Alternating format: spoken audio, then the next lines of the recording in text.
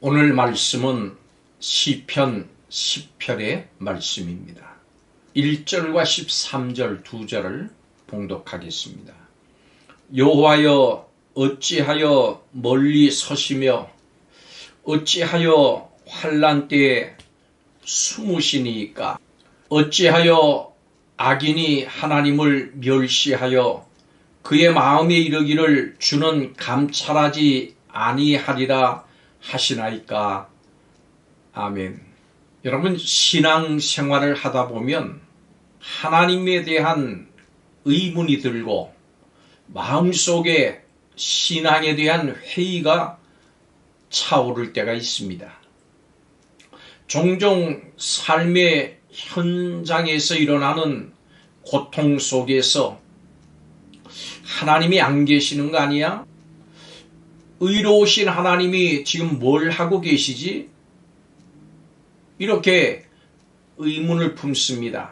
왜냐하면 하나님의 공의의 회의를 느끼게 하는 사건들과 사고들이 끊이지 않고 일어나기 때문입니다.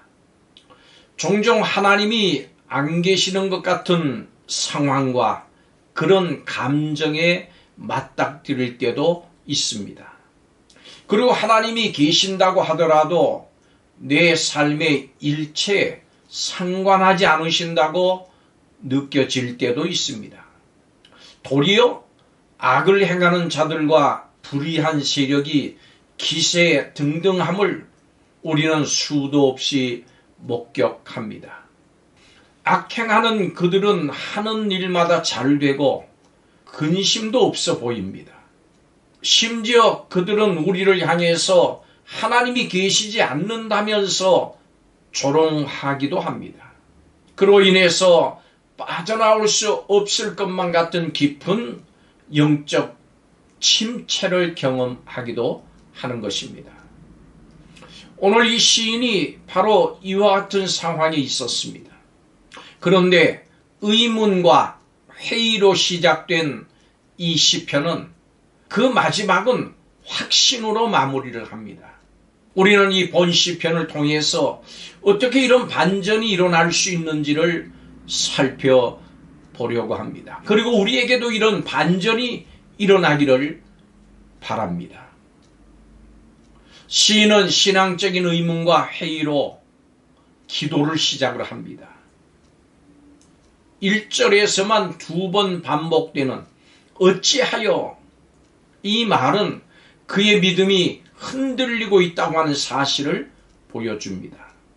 그리고 13절에서도 어찌하여 하고 다시 의문을 제기를 합니다. 왜 시인은 의문과 회의에 빠졌을까요? 악인들의 악한 행동과 그들의 건재함을 보고 있기 때문입니다. 악인들은 그들의 욕심을 숨기질 않습니다. 오히려 자랑하면서 나아가서 하나님을 배반하고 멸시했습니다. 그들은 하나님이 자신들의 행위를 보지 않으시고 심판하지 않으신다고 담담하게 말합니다. 악인들은 무죄한 자와 악한 자들을 사자처럼 삼키면서 핍박하고 괴롭혔습니다. 그런 그들의 삶은 당당해 보였고 환난도 없어 보였습니다.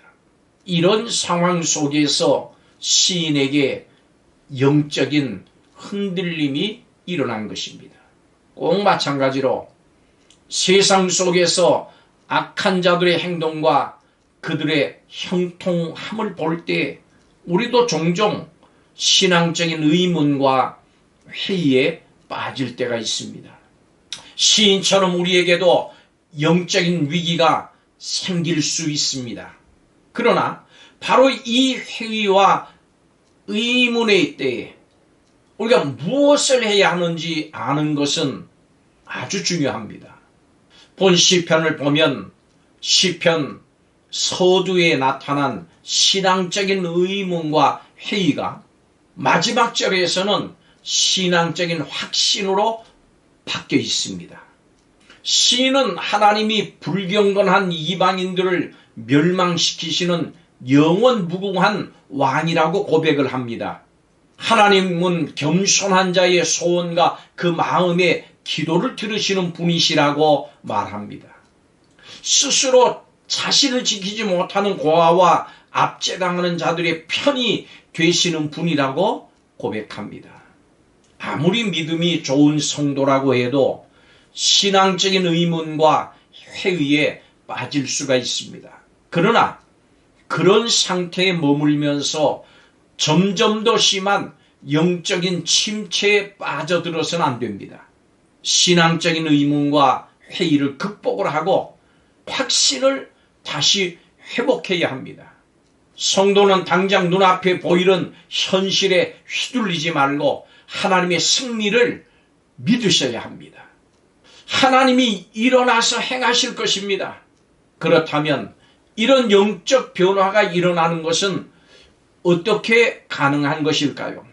이 본시편의 중반부에 그 질문에 대한 답이 나와 있습니다. 시편 전반부에 나오는 신앙적인 의문과 회의, 그리고 후반부에 나오는 신앙적인 확신, 그 중간에 시인의 기도가 있습니다. 그리고 이 기도를 통해서 신앙적인 의문과 회의가 확신으로 바뀌었습니다. 시인은 하나님께 자신의 마음을 정직하게 토로했습니다. 하나님께 정의로 일어서시고 손을 들어 악인을 감찰해 주옵소서 간구했습니다. 우리가 하나님께 일어나소서, 손을 드시옵소서, 잊지 마옵소서 이렇게 간구할 때 하나님은 친히 일어나서 행동하십니다. 하나님은 결코 우리를 고아와 같이 버려두지 않으십니다. 시인은 악인의 팔을 꺾고 그들 악인들이 더 이상 이 땅에 존재하지 못하도록 하나님이여 일어나 손을 들어 벌을 내려 주옵소서 외쳤습니다.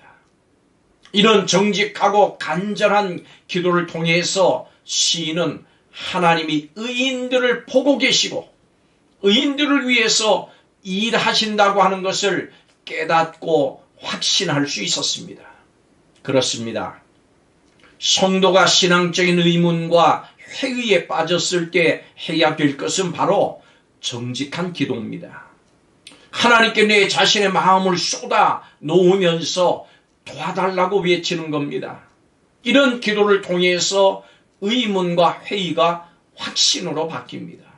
하나님께서 우리의 삶을 바라보고 계시고 때가 되면 악인을 심판하실 그 하나님이 곁에 계심을 확신할 수 있습니다. 지금의 암울한 현실을 바라보면서 신앙적인 회의와 의문에 빠져 있습니까? 이 시인처럼 하나님 앞에 나가십시오. 다른 방법을 찾지 마십시오. 믿음을 가지고 하나님께 나가십시오. 그리고 하나님 앞에 상한 마음, 아픈 마음을 쏟아내십시오. 하나님, 마음이 아픕니다. 의심이 들고 의문이 듭니다. 하나님, 제가 흔들리고 있습니다. 이해가 안 됩니다. 그래서 괴롭습니다.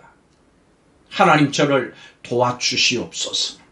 지금 주님의 도우심이 필요합니다. 간구할 때, 토로할 때, 마음을 쏟아놓을 때 의심의 안개가 사라집니다.